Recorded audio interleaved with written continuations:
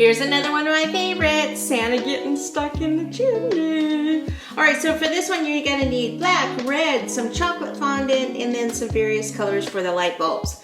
I'm gonna start with the red fondant here. I need to take a little bit of the chocolate fondant, and I'm gonna show you how to mix these together to make more of the brick color. So I'll just take a chunk of this and a chunk of the brown, and we are just gonna kind of marbleize those together. So again, the brown is chocolate fondant. You can also use brown gel color if you want, but I think this is a better end result if you do it this way. So we'll just kind of knead these together. You don't really want it to look, I knead it together almost close to being totally incorporated. I don't want it too marbleized. I want to muddy it up though, basically. So that's pretty good right there. You can still see some of those brown colors in there. Okay, so then we can just roll it out, and we're gonna be using a texture mat. So there's all sorts of different texture mats out on the market. I really like this FMM one for bricks because it has a lot of detail. It's really deep. The grooves in it, some of the ones that you get, the ones that are a little bit more plastic, flat sheets, don't have quite as much detail in them, and I really like this one. You'll see what I mean here in a second. So I'll just take that over the top, and I just like to press it on. If you want to use your rolling pin to roll it, you can. And what I do is I kind of sneak a little peek and make sure that I've actually pressed it on most of the way. There we go, perfect. If I do say so myself. And then I'm going to use this middle section in here. All right, so I just need, like that is pretty much a good area. I'll go ahead and cut that. And then up here at the top, I can just trim that. I won't actually need all of that. And I could trim the bottom, but it's kind of nice to have that guide of knowing where this fits on the cookie. So a little bit of water, flip it over, and we will just press that on. Okay, make sure that my bricks are straight. Although it could be a really, really old house, right? So it's twisted. That's the excuse I'm going with anyway. Okay, so if I do want to make these bricks look a little older, what I'm going to do is use my little texture tool here, my clay texture tool. And it's a little loose here, so let's put a tiny bit more water there to make that stick. Where those are a little crooked there, I'm going to put some snow on it, so I'm not going to worry about it. I'm just going to take this and kind of rough this up a little bit.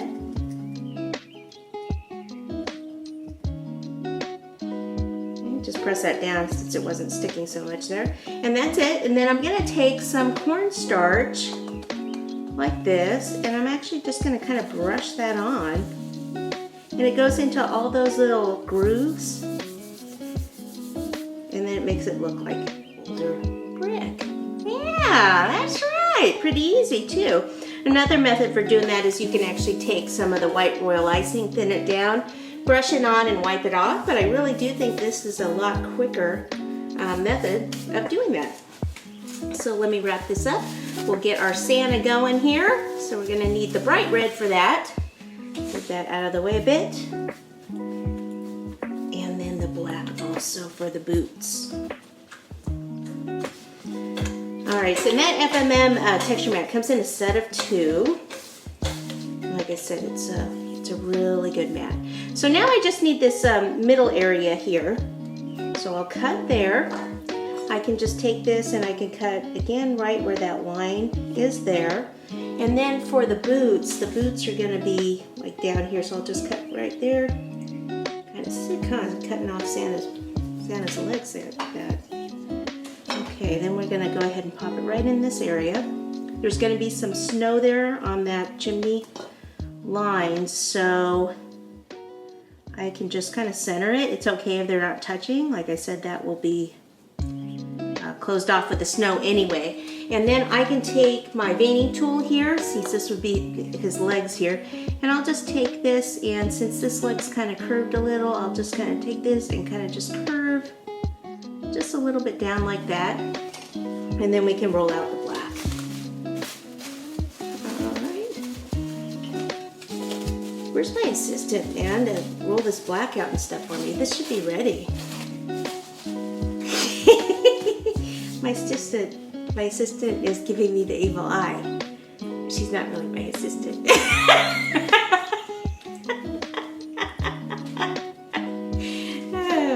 think she thinks I'm crazy.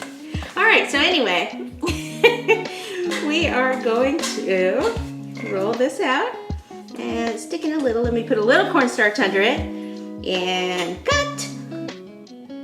Voila! This one's really cute. It's really different. I mean, that's what I like, coming up with really, you know, creative and different things from what you always see as far as the sugar cookies. Just be fun. Okay, there we go. And a little here. I mean, I think if I did a, you know, totally like serious line of cookie cutters that didn't have sense of humor and stuff in it, people would go, what? What's wrong with her? Okay, so there's the black. And then we can do a little bit of detail here, just kind of like it's the heel of his boot. So we'll just do a little bit of, just like a little line. Just adds a little bit of detail rather than just having everything be completely flat. All right, and now we can go to some royal icing. So I've got the white.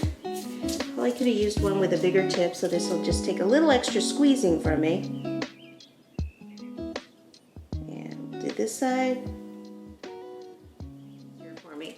So down here, this is snow. So this would be the snow on the roof line. So we are just gonna follow the shape of that cookie cutter there and just, it's that method, that method, keeping the tip slightly embedded in the icing. And then this right here, this is where it would be coming over down the chimney a bit. So wanna make sure we cover that, come down a bit on the sides, and we really wanna make this uneven with some of the snow coming down a little bit further than other parts, especially on those edges. Like so, and maybe a little bit more there. And then I'll go ahead, I'm gonna go back over this first since I have a bigger tip now. And over this one. He's just looking so cute, stuck there in the chimney. All right, so if we left it like this, there's really not a lot of color to it, right? So what I wanna do is just add more color, and I'm gonna be doing that with these light bulbs here, because they would be probably light bulbs on the house anyway. There's two different things you can do. You can use a silicone mold, or you can actually use these Lux. They actually have some of their sugar decons that are light bulbs, so you can actually pop those on there. I am going to use a mold, so I wanted to talk to you a little bit about molds.